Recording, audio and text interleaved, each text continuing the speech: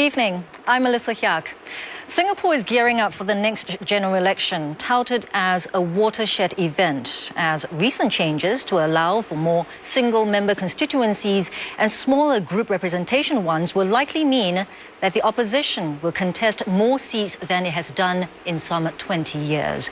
Now, as the electoral battle heats up, Channel NewsAsia has invited representatives from the ruling People's Action Party and 4 opposition parties to discuss the short and long-term challenges facing Singapore.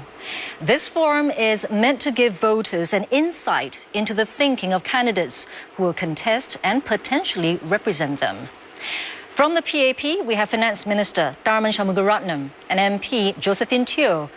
From the Singapore Democratic Alliance, Mr. Mohamed Nazem Suki. Dr Vincent Wijeysingha from the Singapore Democratic Party. The Singapore People's Party is represented by Lina Chiam, and Gerald Giam is from the Workers' Party. As the incumbent ruling party, the PAP will get half the allotted structured time to state its position and plans, while the opposition as a group will get the other half of the structured time. Beyond this, there will be a free-flow discussion involving all parties on issues, and as the moderator, my job is to keep time and keep the discussion on track, and that means I will have to interrupt you whenever necessary. Now, in this first segment, we'll look at long-term challenges facing Singapore. I will now invite the parties to state their views on economic growth, educating the next generation, future social and healthcare needs, and upgrading our city. Minister, would you start, please? Thank you, Melissa, 2 minutes. and thanks very much for the opportunity. This election is basically about the future. It's about the type of Singapore we want 10 years from now and the type of Singapore we want our children to inherit. We've got ambitious plans. We want this to be a much better place 10 years from now, a better life for each and every Singaporean. And that means, firstly, higher incomes, providing the opportunities for everyone to have higher pay and better jobs. We've achieved a lot in the last 10 years, not just for the average Singaporean, but even for those lower down. All countries are facing the pressure of competition from China, from India, from others around us. But we managed to keep lower-end salaries up, even after adjusting for inflation. We've got to do more. What we've achieved so far is not enough, and we've got to do more. And this means in every line of work, creating better jobs, working with businesses and unions to create better jobs so that people can earn a higher pay, up and down the ladder. Not just those at the top, but those in the middle, those in the simpler jobs. Help them improve the quality of their work, help them earn better pay. We can achieve it. Second, I think we can create the best education system, or certainly one of the best education systems in the world. Our children are our future. We are investing a lot of money in them, primary schools, preschool, primary school, all the way up to university, so that regardless of a child's ability and interests, we'll provide a pathway for him or her to achieve the best, to be the best they can be. We're doing more for our elderly, for our seniors, so they can live long lives, and live good lives, live well. And that means investing very significantly in long-term care. We've got many plans for the future. Minister, your time is up. Thank you. Nazim of SDA, are you ready? Yep. Your 1 minute starts now. Okay, with the long-term challenges that are facing Singapore, I believe the economic growth, we should stay relevant in the era of the age, in the globalization age, whereby I think we should find new niche to compete. As such, probably we being a hub for the future technologies, being known that this fossil fuel will be scarce in the near future, and thereby we will be investing more to the being a hub for new technologies in the future, where demand and supply will meet. With regard to the fossil fuel, which will be very scarce in the future, then we go into the educating our younger workers, our future workers, to be more innovative, to find more than one unique answer to address this future. So we should invest in education, Nazim, not to fear. Your time is up. Thank you. And now I'd like to invite SDP's Dr Vijeysingha. Your minute starts now. Thank you. Singapore is at a crossroads, significantly at a crossroads in terms of our society, in terms of our demographics, in terms of our economy. This is within a context of the world being at a crossroads. And I think the unfortunate fact is that the PAP hasn't caught up with this. The lackluster budget of March showed that very much. What Singaporeans need and what's coming out very clearly is a government that looks confidently into the future and is able to draw out solutions and policies that are constructive, competent, but also compassionate. Unfortunately, our force to progress in these last 50-odd years has meant that many people have been left behind.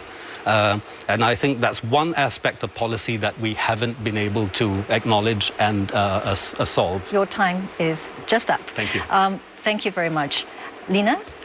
Well, my SPP stand is that to promote SPP as an alternative voice for Singapore, to ensure democracy by one man, one vote system, to have an inclusive society, to promote racial harmony and transparency of policies, to promote a safe place for Singaporeans to live, and all Singaporeans should have a stake in their country, and to imbue in us graciousness, compassion, and humility.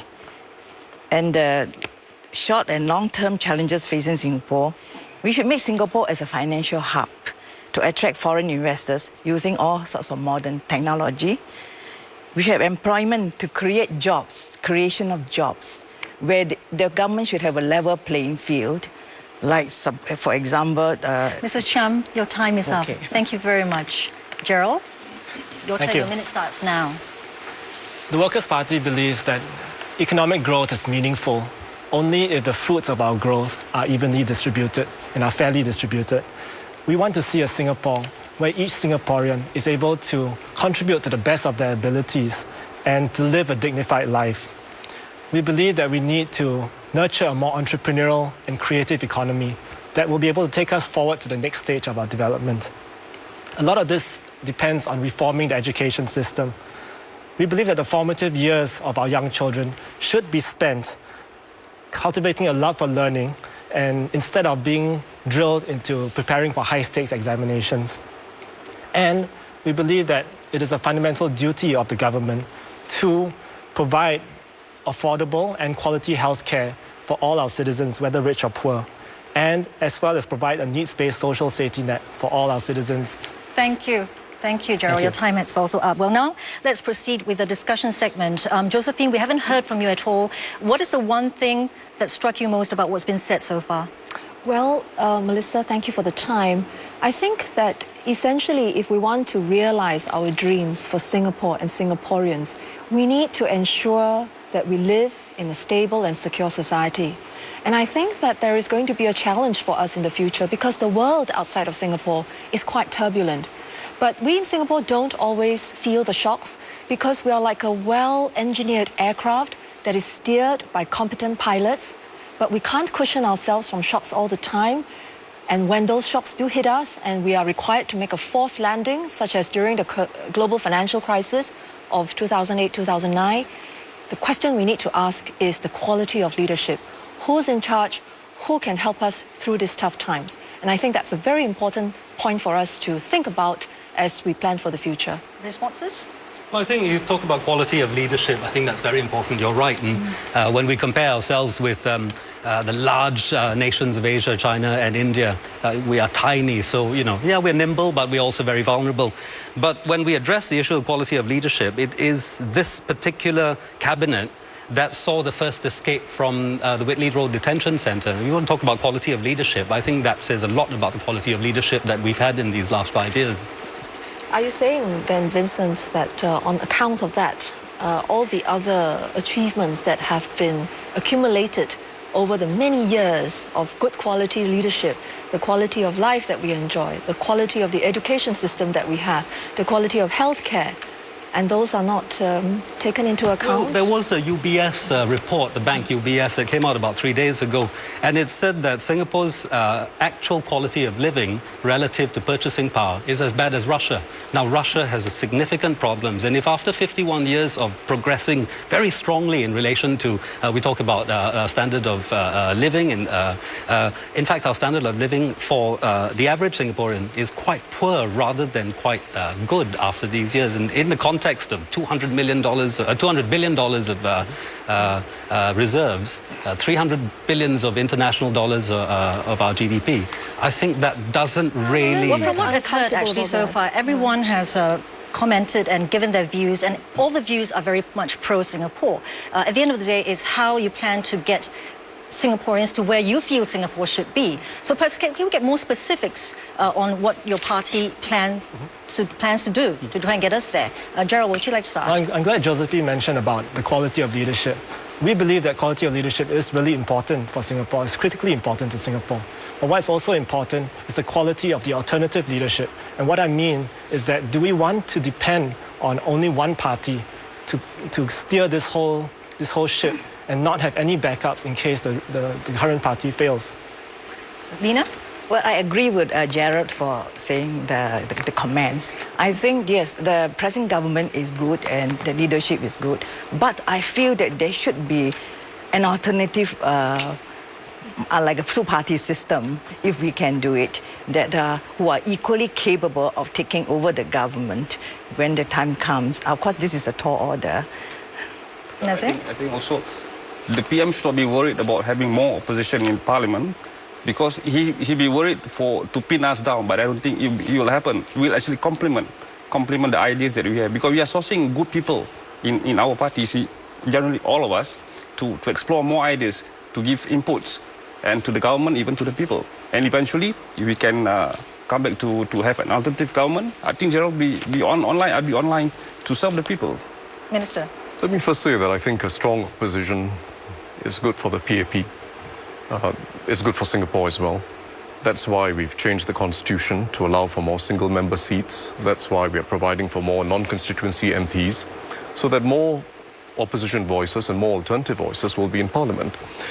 Let me also say, though, that every independent international observer knows that Singapore wouldn't be where it is if not for its leadership team and not for the PAP. We are not responsible for everything, but it's the PAP working closely with businesses, with the community, with unions, with individuals that's made this place quite different from other places. And it's quite different from Russia, quite different from the places that the UBS report talks about us being equivalent to, because that's a report with many faults. There's plain data that everyone looks at, the World Bank, the IMF, and everyone else looks at, shows that median incomes in Singapore, average incomes, adjusted for inflation, are much higher than anywhere else in Asia apart from Japan, and by some measures higher than Japan. Lower-end incomes and lower-end quality of life, if you take housing and neighborhood amenities into consideration, are far higher than anywhere else in Asia. Just do a walking around test and you'll know what I mean. Oh, I don't know what you mean. I mean, we walk around every week, and I'm not sure whether...